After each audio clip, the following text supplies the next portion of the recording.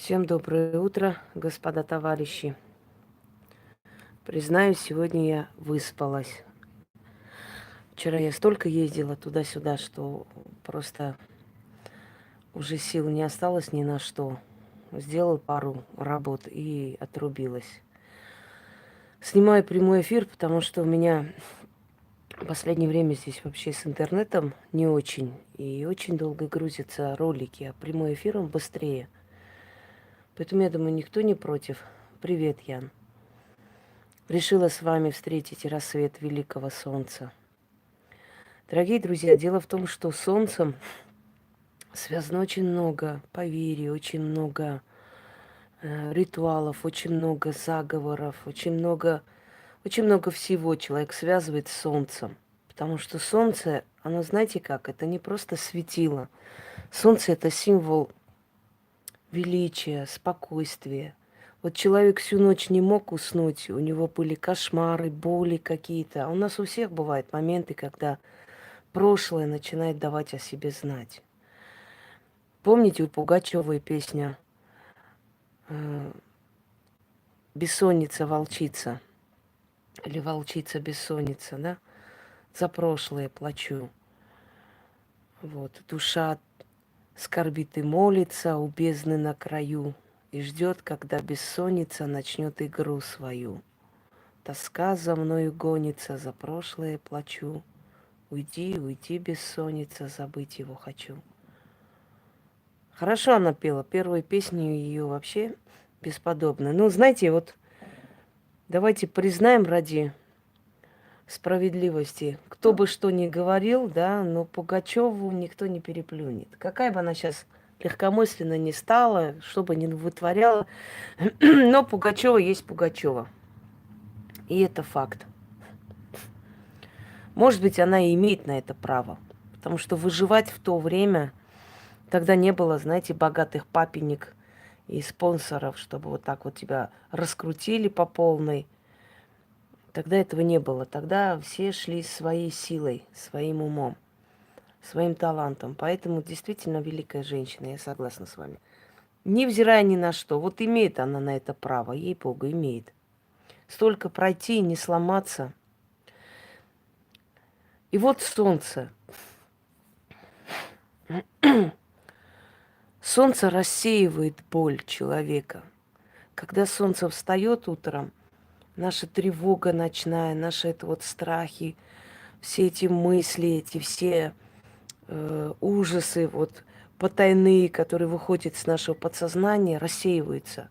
Стоит солнцу появиться, и душе становится легче. Каждый умирающий человек ждет рассвет солнца. Ему кажется, что еще один день продлится. Человек хочет умереть под солнцем, открытыми глазами, чем во тьме где-нибудь в тюрьмах, как каких-нибудь камерах. Солнце имеет очень великое значение в жизни человека. Не зря солнце обожествляли, не зря, например, многие народы считают солнце богом. Например, у иезидов, я говорила вам, да, верховный бог Яздан есть солнце, всемирный огонь, то есть вселенский огонь. Спасибо, всем спасибо. Я просто смотрю на рассвет, пока не читаю. Вот это вот багровый рассвет. Вот представьте иногда, смотришь на это все и понимаешь, что люди тысячелетиями, тысячелетиями смотрели на это солнце. И вот мы глазами сегодня смотрим и видим то, что видели они. Пока человек чего-нибудь не потеряет в этой жизни, он это не ценит. Люди, которые ослепли, они скучают по солнцу. Они хотят видеть ее еще раз. А мы не ценим свое зрение, представляете? Люди, у которых нет руки, они хотят вернуть все обратно, чтобы у них руки были. А мы это не ценим, потому что мы это, знаете, мы привыкли к этому. Это само собой, как бы оно есть и есть. Вот пока человек этого не лишается, он не чувствует, насколько это было нужно. Давайте будем жить так, чтобы не обязательно лишаться чего-нибудь, чтобы ценить. Учиться лучше на чужих ошибках. Знаете, говорят, умный учится на своих, а мудрый на чужих ошибках. Хотя без ошибок тоже жизни нету. Без ошибок тоже нельзя жить. Если мы не будем совершать ошибки, мы отупеем, правда. У нас мозг почему работает хорошо? Потому что ищет какие-то решения проблем. Если все будет хорошо, наша голова перестанет работать. Правда перестанет. Поэтому вот исключите из жизни, друзья мои, вообще понятие проблемы не существует. Есть новые возможности. Вот когда у меня вот это вот долбанное это ИП вот с Волгограда нужно было перевести сюда, чтобы мне легче стало платить это все, я нацелилась, знаете, на что? Что у меня будет квартира в Москве, Подмосковье, где-нибудь поблизости. То есть она будет здесь, чтобы у меня была прописка, чтобы я могла все это перевести сюда и платить здесь. И это меня сподвигло к тому, что я начала думать в этом направлении, и мне это дали. То есть, по сути, проблема, она стала ключевым для того, чтобы я здесь утвердилась. Понимаете? В каждой проблеме ищите решение. Я знаю женщину, которая была очень фригидна. Это ее личный рассказ мне. Естественно, я ее называть не буду. Она была очень фригидна, и ее мужчина вообще не интересовало ничего. И она до 33 лет была не замужем. То есть очень красивая куколка просто. Но не хочет она отношений, ничего. И говорит, у меня такое ощущение, пустая жизнь. Вот я построила карьеру, у меня все есть. Но я не хочу быть ни с кем. Но, с другой стороны, я понимаю, что так я состарюсь. Ее родители родили по позднем, то есть в возрасте. Отца нет, мать уже очень старая. То есть она из семьи профессоров. Очень интеллигентная, начитанная женщина. И говорит, я понимаю, мне нужен ребенок, все, но мне отвратительно это все-таки, я даже представить не хочу. И в какой-то момент она занялась конным спортом, чтобы себя отвлечь. И во время скачек упала, очень сильно упала, ударилась просто, сломала, значит, ногу в 2 местах. Но при ударе так шваркнулась одним местом, извините за подробность, что испытала оргазм. И она говорит, я лежала в больнице и думала, когда же я отсюда выйду с этой ногой уже, чтобы найти мужчину в своей жизни, понимаете? Она почувствовала, она поняла, что это такое. И когда вышла, она очень за короткое время, потому что у нее поклонников было очень много, она вышла замуж. Сейчас у нее 2 детей. Это проблема, да, она упала, ударилась. Ударилась, как бы сломала ногу, валялась 2 месяца в больнице. Но это дало ей толчок создать семью. У нее отвращение к мужчинам и как бы к этим отношениям, которые, естественно, и нужны. Удачно упала, я согласна. Оно проснулось, понимаете? И она поняла, что, ну, то есть это не страшно, у нее внутри какой-то запрет стоял жуткий. И она не могла это перешагнуть. И она перешагнула это. Что я хочу сказать? Да, время пришло, и ее шваркнули об землю. Это называется, если тебя хотят выдать замуж, дадут тебя об землю, но выдадут. Принимайте каждую проблему как вам сказать, как новый шанс. Мужчина, который с утра должен был отвезти сына в садик, а потом улететь, то есть он должен был успеть в садик отвезти, а забрать, естественно, должны были уже мать с бабушкой, но отвезти должен был он с утра. С утра, значит, он описался, капризничал, не давал отцу одеть себя. В общем, пока он отвез, пока он поехал на в этот аэропорт, он опоздал на рейс. В общем, он там скандалил, устроил жуткий скандал, у него горел просто контракт, он расстроенный весь, в общем, в ярости, вернулся обратно. И через часа 3 сообщили, что самолет упал. Я не помню сейчас, какой был рейс, не буду врать. Ростов, по-моему, ростовский рейс или что-то еще. Самолет упал. Понимаете, проблема. Он опоздал на самолет. Проблема. Сын капризничает, на нервы действует. Но его не пустили туда. И он остался жив. То есть в вашей жизни, если какая-либо проблема происходит, поймите, что это толчок. Вот возьму себя, например, да.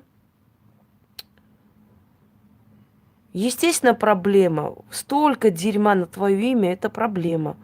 Это больно, это омерзительно. Вы думаете, что я смеюсь, радуюсь, я такая бесчувственная дура? Конечно, нет. Конечно, мне больно. Я разумный человек. Я вижу это вранье. Я вижу это все лицемерие человека. Я вижу гниль людей, которым я когда-то помогла. И материально помогла, и морально помогла. Много что сделала для них. Некоторые из них в моем доме жили. Месяцами жили, приходили, оставались у меня. Можете представить, как мне больно это смотреть было? Но я поняла так. Наказание этим людям приходит. У них жизнь абсолютно фигня. Но люди же не видят это наказание. То есть они не видят их проблемы. Они видят их тявканье. Каждому человеку не объяснишь, что на самом деле не от великого счастья тявкают на тебя. Но в любом случае. Я села и подумала, как мне надо эту проблему решить. Я поняла, я должна быть лучше. Настолько, чтобы каждый человек, который посмотрит на это все, этот клоунаду, а разумные люди всегда ищут. Вот скажите, вы сами, например, если постоянно ролики, да, про какого-нибудь Петровича, например, вот Петрович сделал то, Петрович это, ты думаешь, что за Петрович? Надо посмотреть просто этого человека. Заходишь, смотришь, говоришь, ничего себе, вот это да, вот это, извините, интеллект, я бы сказала. Ты уже забываешь о том, что там кто тявкал. Тебе вот это захватило полностью. Ты там сидишь и слушаешь этого человека. Здравствуйте, Хабзат. Вот я поняла, да это не проблема. Это толчок, чтобы я была настолько хороша во всех отношениях, чтобы люди, как только зашли, посмотрели, они сказали, ничего себе. И вот про нее какие-то шавки тявкают. Да идите вы нахрен, Господи. Понимаете?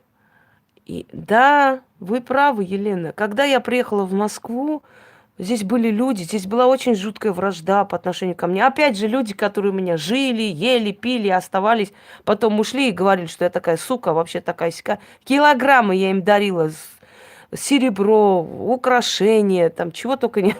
Потом уходили, говорили, она такая тварь, она такая сучка. Я думаю, блин, да что ж такое происходит? Ну, пока не поняла, что когда ты даришь людям много, они еще больше хотят. Они знаете, что думают? Они думают так. Ну, если ты мне подарила столько всего, значит, у тебя еще больше осталось, правильно? Да уж, бижутерия, конечно. И я начала понимать, что, то есть, вот прошло столько лет, да, их слухи, их гадости, все то, что там говорили, остались слухами. А вот как я пошла вперед и как они остались на своих местах, о многом говорит, дорогие друзья, об очень многом говорит, я вам скажу. Сегодня, кстати, я собираюсь, если будет силы, очень интересную тему затронуть. Ну вот там научу вас кое-каким своим секретам жизненным. Я думаю, вам пригодится. Все, больше ни о чем говорить не нужно. Жизнь доказала, кто был кем. Понимаете? Да, так и есть. Жизнь показала, жизнь доказывает за нас. Понимаете, за нас. И ничего делать не нужно.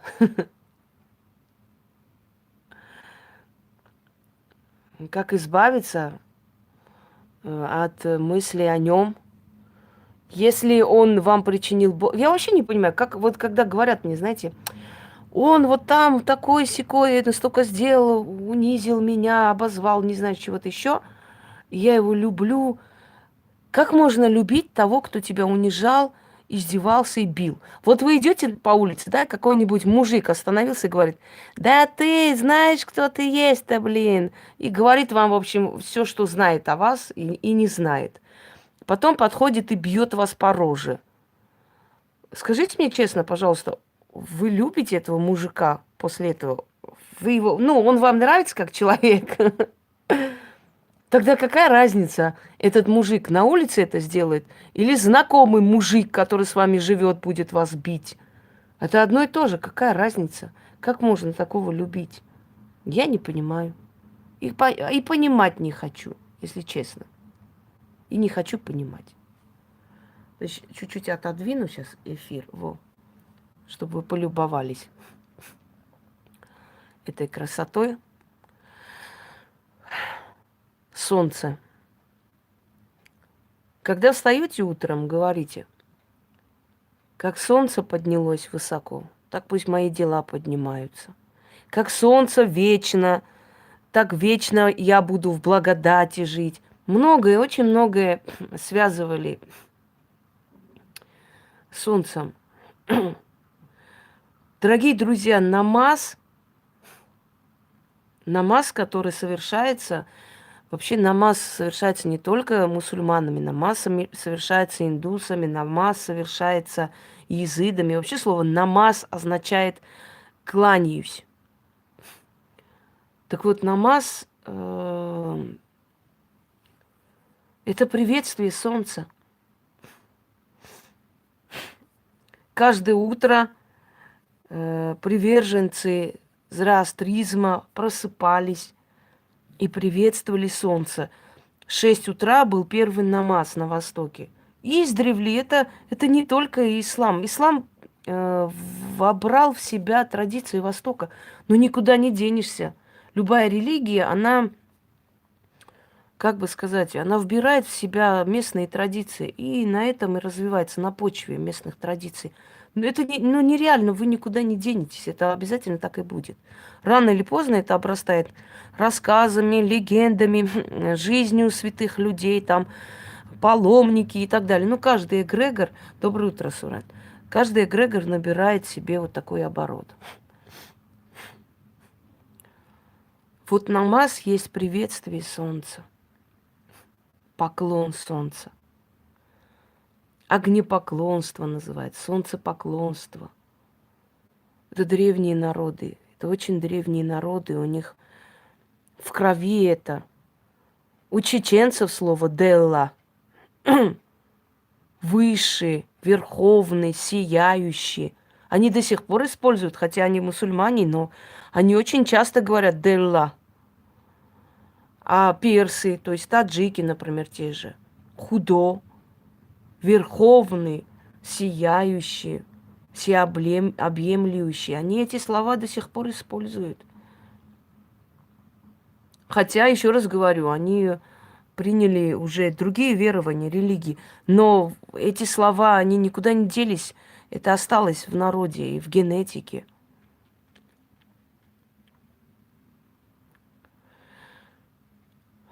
Да.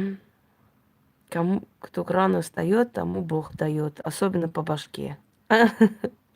Знаете, такое смотрела Ералаш, когда мальчика будет в школу всем народом. Привет, Марго. Значит, дед, бабушка, все пытаются разбудить ни в какую.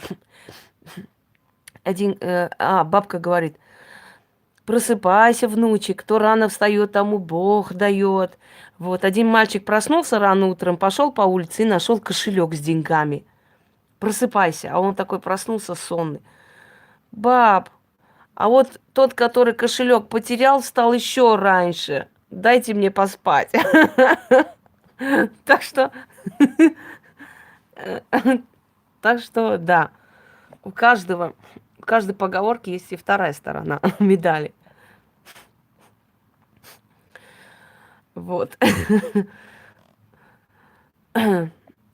Бог дает тем, которые хотят это получить.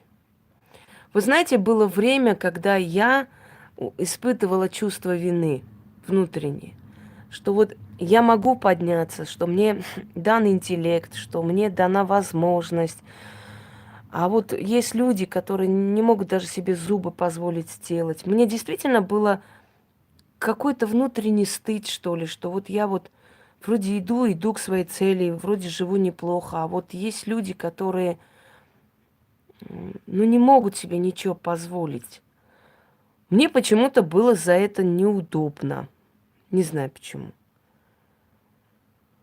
А потом поняла, а вот эти люди что сделали для того, чтобы хорошо жить? Вот я сижу, и мне неудобно перед людьми, что вот я вот могу, а у них не получается.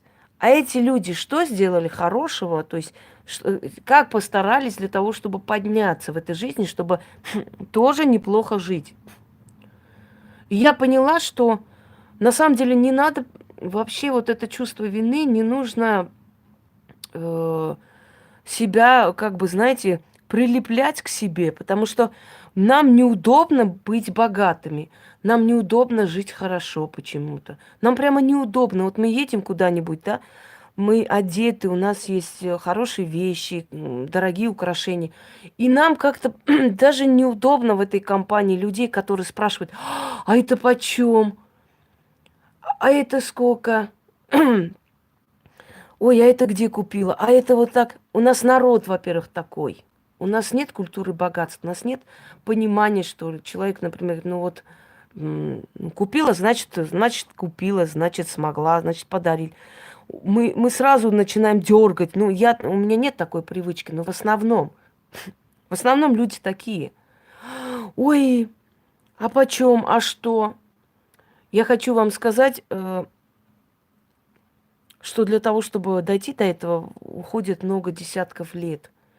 А люди хотят вот в дискотеках просаживать свое время, на каких-то... Вот сижу тот раз, и мы говорим с Яной, я говорю, Ян, вот люди говорят, да, вот эти вот показывают всякие сводки, изнасиловали, убили, избили, не знаю, 2 часа ночи, 3 часа ночи в каких-то барах, еще где.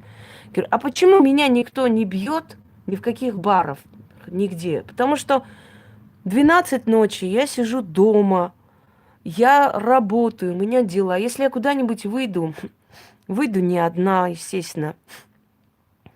Поеду как бы немного, отвлекусь, вернусь домой. Почему меня никто вот не бьет там в дискотеках, не тащит в машины? Почему меня не пытать? Потому что я живу нормальной жизнью, поэтому если ты, извините меня, в час ночи сидишь в своем доме, на своей заднице, никто тебя не будет ни насиловать, ни бить, ни терзать. Что ты делаешь в 12 или в час ночи в какой-то дискотеке с алкашами какими-то, нариками, чтобы тебя еще и там пытались что-то там с тобой сделать? Я согласна, бывают и жертвы, абсолютно, абсолютно невинные жертвы. Конечно, бывает. Кто сказал, что не бывает? Но это очень редко. Понимаете? Очень редко. А потом начала задумываться, что это люди, которые не хотят ни хрена делать. Я для своей одной знакомой, значит, они вечно просили у меня деньги. Ну, у меня как-то вот судьба такая, всех спонсировать с детства. Вечно просили деньги, деньги, вот нет работы, Сережка не может, старается. Во-первых, это люди, которые купили, то есть продали 4-комнатную квартиру в центре Волгограда очень дорого в то время. Купили самые дорогие телефоны, самые лучшие там эти, чуть ли не в туалет ездили на такси, день и ночь гуляли, гудели. Вот в итоге у них осталась малая сумма. Приехали в какое-то селение куда-то и купили там старую рухлядь, дом деревянный, чтобы где-нибудь жить. Потом постоянно дай, на денег нету, на это нету. И я думаю, дай помогу устроиться на работу. Я говорю, Сергей, у тебя какая профессия? Он говорит, ну, дальнобойщиком я работал, начал себя хвалить, мол, там вот ездил я это. Да, Садака, блин, еще не то, как в этом, в юморе в этом. У меня, говорит, только крупные, у меня мелких нету. Не вопрос, сейчас разменяем. Открыл там кошелек, а там такие по 10 тысяч, по 5 тысяч. Он говорит, слушай, у тебя больше, чем у меня. Схватил его за шиворот и за кусты. Вот такие, садака это чрезмерно уже. Вот, я говорю, хорошо, я поехала специально для них в компанию. Есть такая компания «Глобус» в Волгоградской области. Очень, ну и в Волгограде, очень такая компания перевозки. В общем, этим водителям фур сопровождение есть, милиция с ними едет. То есть там ничего такого нет. Они возят иномарки. И в то время, где-то лет 11 назад почти, платили шоферам 60 тысяч за рейс. Это вообще большие деньги, я хочу вам сказать. И сейчас они большие там, а тогда тем более. То есть никакого риска нет. Тебя сопровождают, люди есть, да. Ты просто возишь, оставляешь на месте, они там этот груз принимают, расписываются все, и ты ни за что не отвечаешь.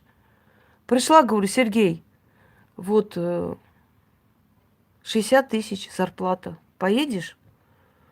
А сколько до Москвы-то добираться, господи, с Волгограда сутки с чем-то, да, от силы. Но если там большой груз, ну пускай 2 суток. Он, знаете, что сказал? Да ну нахрен! Ехать туда, в такую холодрыгу, значит, утром встать в 5 утра. Да ну... Я говорю, какая красота! Значит, каждый день у меня деньги просить, это нормально. А ехать 2 суток, получать 60 тысяч, да ну нахрен.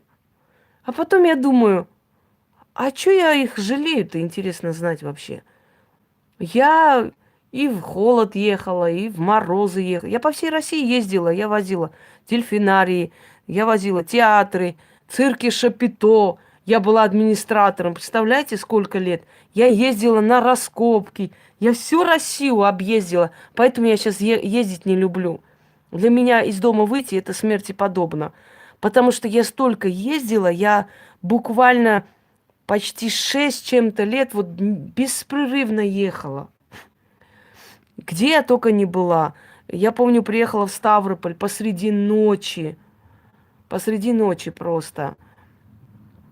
Надо было поехать, устроиться. Чужой город, знаете ли, 2 часа, 3 часа ночи. Риск. Мне отправляли большие суммы для того, чтобы я снимала квартиры для этих артистов. Рекламу давала, место обговаривала. Это все, пока они приедут, понимаете? Потом эти огромные суммы денег отправляли тогда в банках. Не было такой, как бы, такого сервиса. Вот они отправляли только через Сбербанк. Я получала, я переживала. Меня могли убить. Один раз чуть не убили за эти деньги. И ничего же. А я ездила, потому что я хотела, чтобы мой ребенок красиво одевался. Я хотела, чтобы у нас дома был, знаете, достаток. Я ездила, потому что я хотела жить хорошо, я хотела чего-то достигнуть, добиться, я не знаю. А тут, да ну нахрен, здоровый мужик валяется на диване. Я буду сутки 2 ездить и за 60 тысяч. Вон что. Поэтому начинаешь думать, а стоят ли вообще эти люди сочувствия? Или там, а что я жалею вообще их, не пойму. А что они для этого сделали, чтобы хорошо жить? Задумайтесь просто над этими словами. И не надо себя винить, потому что это внутреннее вот это вот чувство вины, она не очень хорошая вещь. Потому что человек, который день и ночь работает, потом слышит вот такие укоры насчет себя. Знаете, какие, мол, ой, ты вот очередную шубу покупаешь, а мне детей кормить нечем. Вы думаете, я не знаю, что такие слова будут? Вы думаете, я не знаю, что кто-нибудь скажет?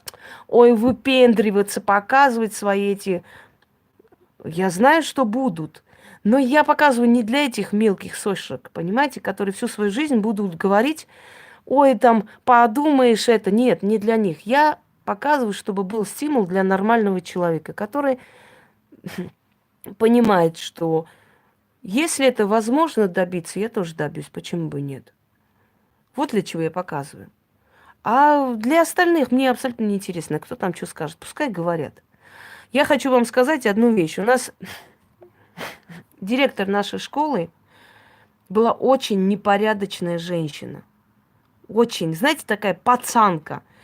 Она за собой не следила. Один раз приехала, то есть пришла к нам на урок, у нее на заднице, на юбке прям припечатан утюг. Вот настолько неряха была эта баба. Вот спекулянт с ног до головы. Они с мужем с утра ездили, продавали. Она хоть и числилась как директор школы, потому что у нее хорошие были связи у родителей, но она как педагог, как учитель, она абсолютно ноль. Да, буду все выгуливать. И как раз мороз сегодня. И она, значит, вот эта женщина всем завидовала, дорогие друзья. Она это не скрывала. У нее был сын, дочка. Вот они дочку хотели выдать замуж. Такая толстая девчонка у них была. И они все время: вот чем мы хуже других. Вот эту вот взяли, эту уродку там сосватали. Почему моя дочь вот так вот? Мы с мужем все время переживаем. Короче говоря, моих родителей и их, значит, пригласили на обручение. У нас была девушка Эльвира. Блин, какая она была хорошая девчонка. Ну и сейчас она есть уже взрослая женщина. Какая она была порядочная девочка. Как у нее судьба искалечилась вообще. Вот из-за этого всего. Из-за вот этой вот зависти людей, которые... Незаслуженная зависть. Семья была нормальная, воспитанные дети.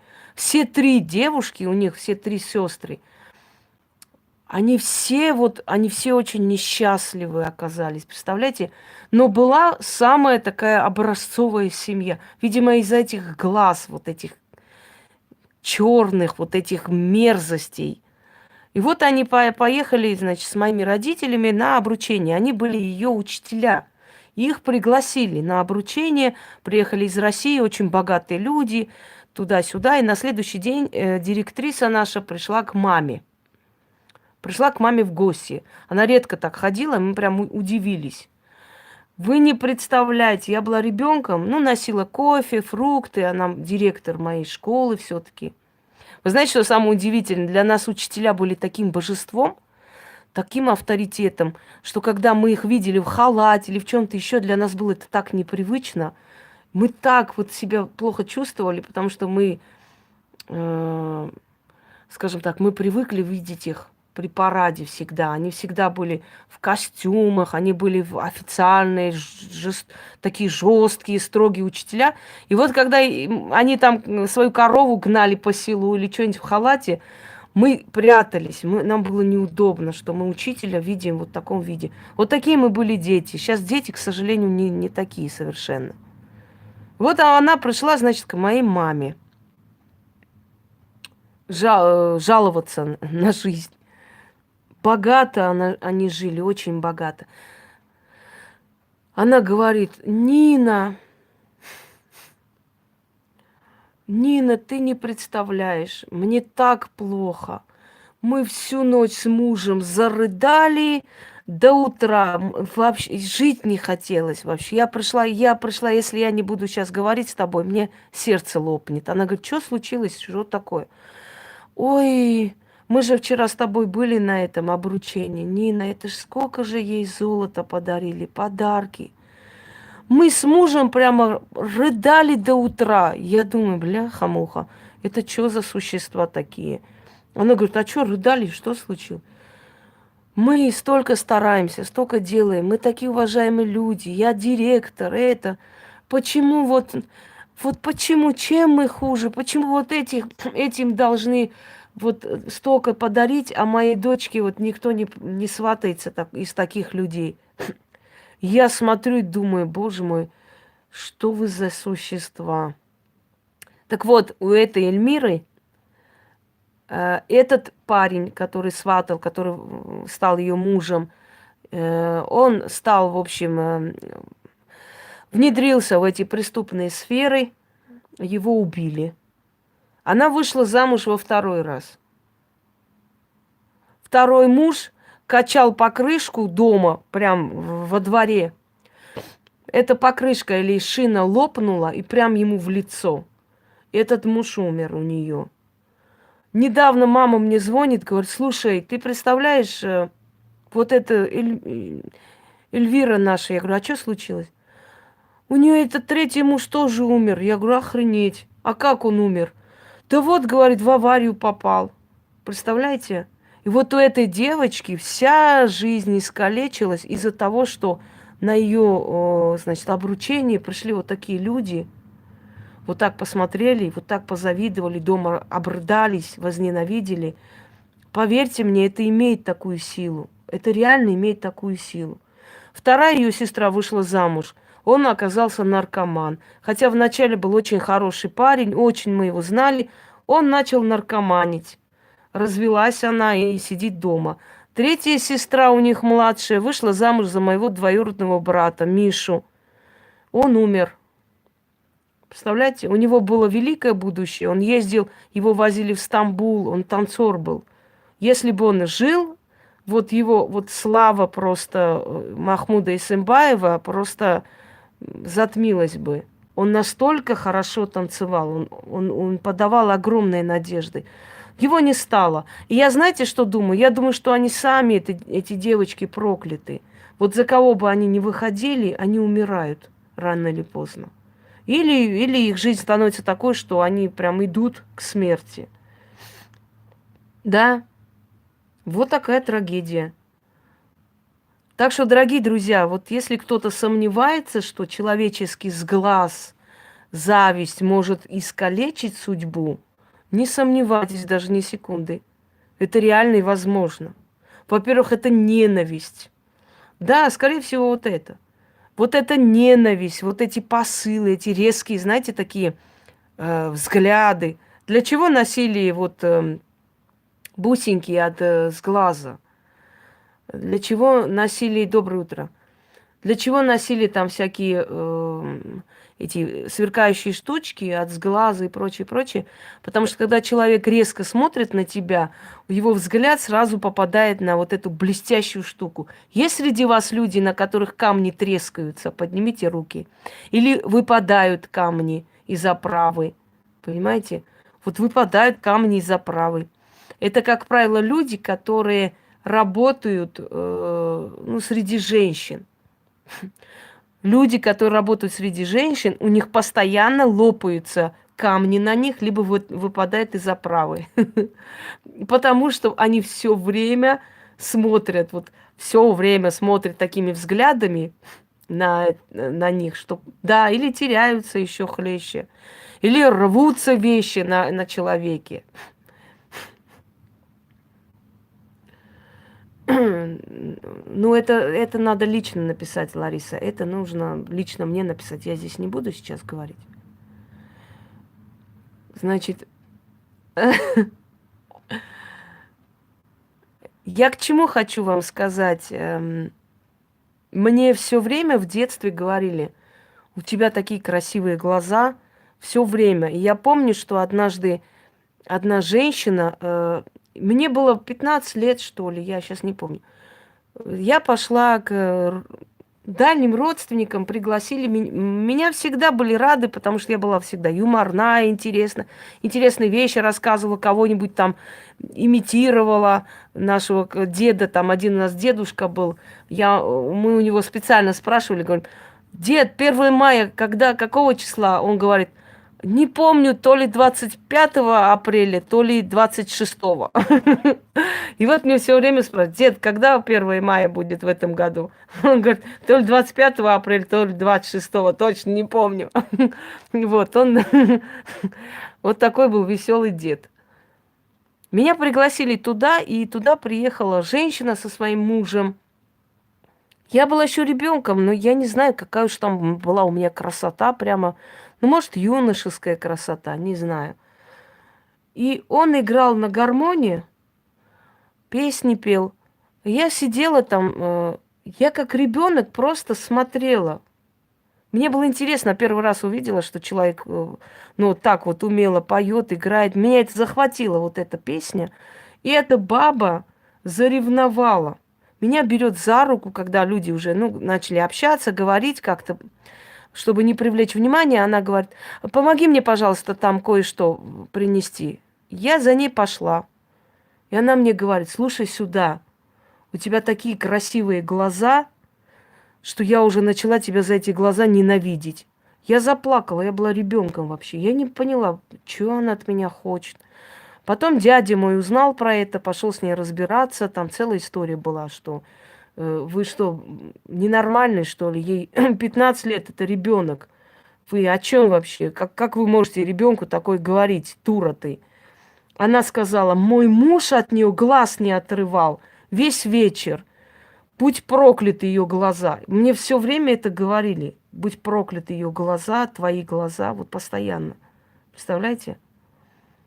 Вот как бы, как хотите, понимаете, но человеческий сглаз, он действительно имеет очень страшные, жуткие эффекты.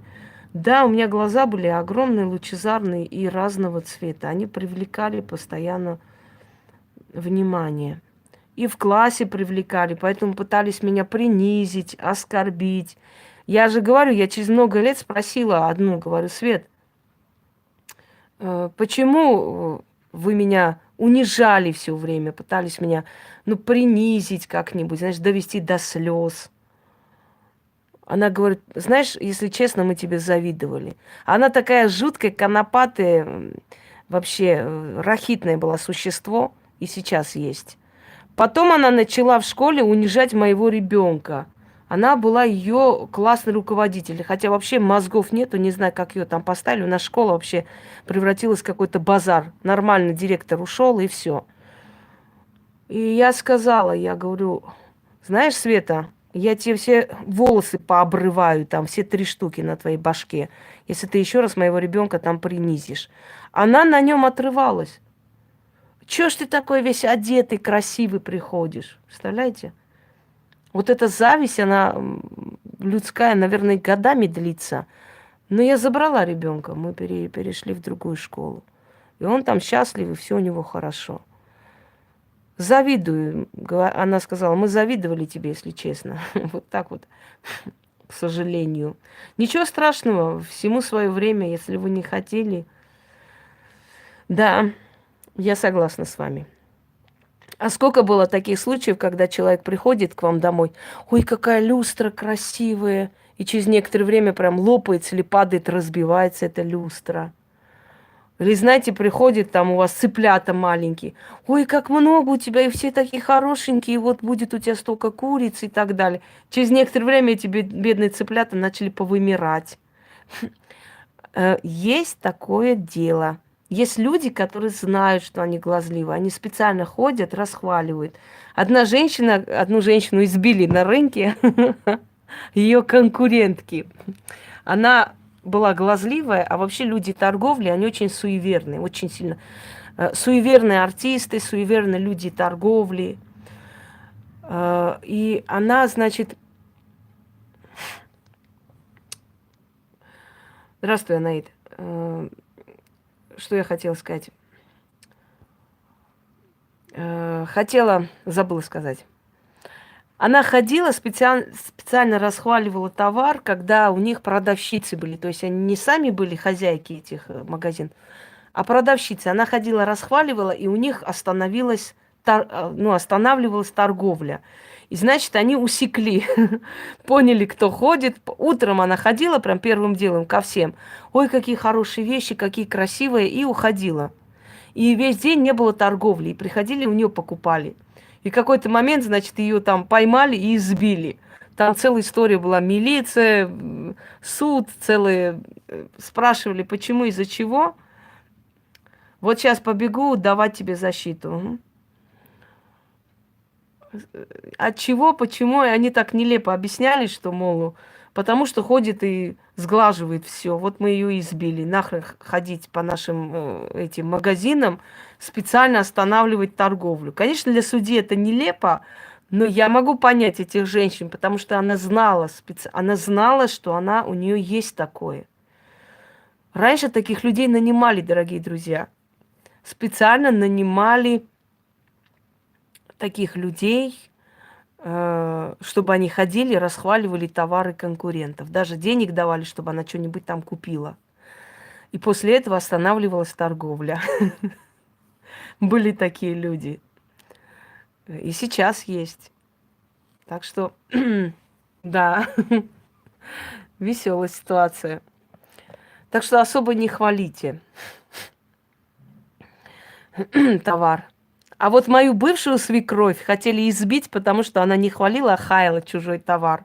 Она клубнику продавала и ходила по рынку, и кто продает, говорила, люди стояли, покупали, она говорила, зачем вы это дерьмо берете за столько-то денег, если я такую хорошую клубнику продаю 3 раза дешевле. Вот один раз ее тоже чуть не избили за это. Потому что наивная женщина, наивная, глупая женщина, что я могу сказать? Бывает такое, да. Люди разные. И не у всех мозги есть. Да.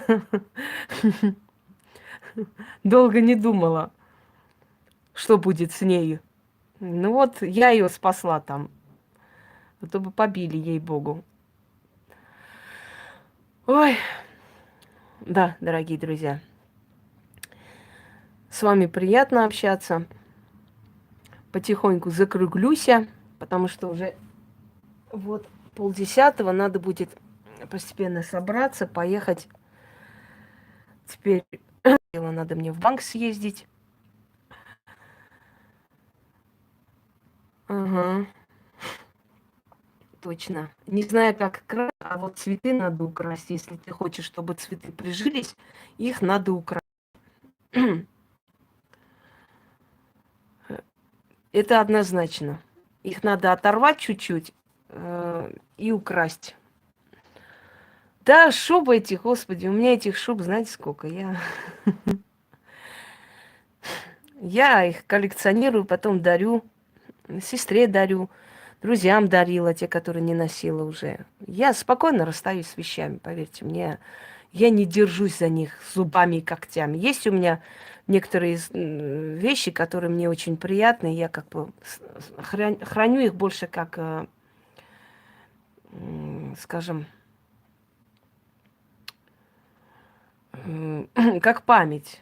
А так могут люди себя сглазить. Нас может сглазить и наш очень близкий человек. Мама может сглазить. У меня мама такая. Я ей не говорю заранее ничего. Если я что-то сказала, она от радости это сглазит. Я знаю.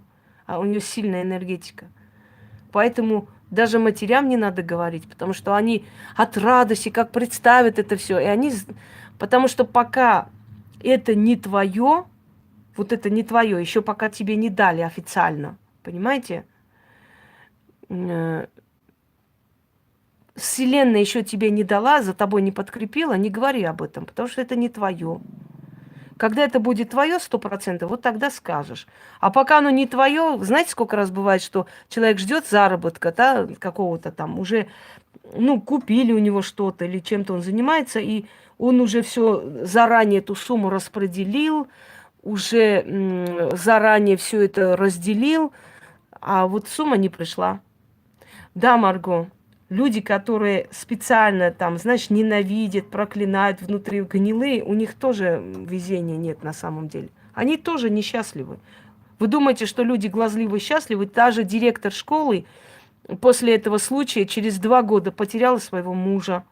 Муж у нее от рака умер. Занесли ему инфекцию, зуб удалял. У него желтуха пошла, а потом рак. Он от рака умер. И вот дочку с 8 детьми бросил муж. Понимаете? Ой, какая карма. Не пишите эту хрень, пожалуйста. Карма, карма. Задолбали этой кармой уже.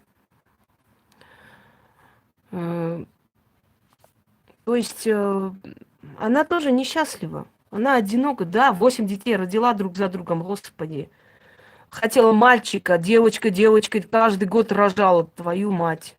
Ну это вообще... Я таких людей не понимаю. Ну, отдохни ты организму, дай покой, потом еще родишь. Ну, что такое? Вот есть такие, знаете, вот прям рожают. Мне кажется, у них уже привычка вот это все. Там уже не в ребенке дело, а просто привычка. Вот хочется рожать да рожать. Как-то привыкать, по-другому они жизнь не представляют. Я таких людей не понимаю, что за существа. Я одного вырастила, это писец. Целый год почти не спала нормально. Потому что маленькие дети, то живот болит, то еще чего-нибудь. А здесь, ну, это вообще.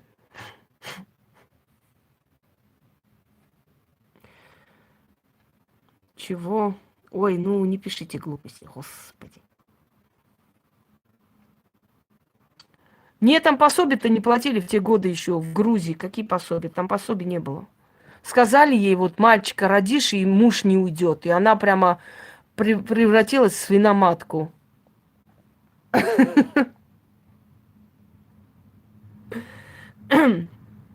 Помогает, да не особо. Все, дорогие друзья, всем приятного дня, удачи вам. И я поеду. Очень много дел сегодня. Вот, спасибо за приятные слова. Хотела с вами поздороваться, немного поболтать и умотать по делам. А вечером, надеюсь, у меня будут силы уже, потому что с этими волокитами бумажными, как хорошо, что они закончились. Вот последнюю уже стадию решу и завершу это все. Так устала от всего этого, это не объяснить словами. Фух. Всего доброго, всем удачи и всех благ.